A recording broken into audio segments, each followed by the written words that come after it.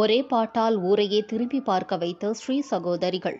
கொங்கு மண்ணின் பாரம்பரிய கலையான கும்மி ஆட்டத்தை வளர்க்கும் விதமாக கோவையைச் சேர்ந்த சரவணகுமார், மகாலட்சுமி தம்பதியரின் மகள்கள் ஜனிகா ஸ்ரீ, சுதிக்ஷா ஸ்ரீ ஆகியோர் கிராமத்து பாடல்களை பாடி அதற்கு ஏற்றாற்போல் நடனமாட வைத்தது கூடியிருந்தவர்களை வியப்பில் ஆழ்த்தியதுடன் ஊரையே திரும்பி பார்க்க வைத்தனர்.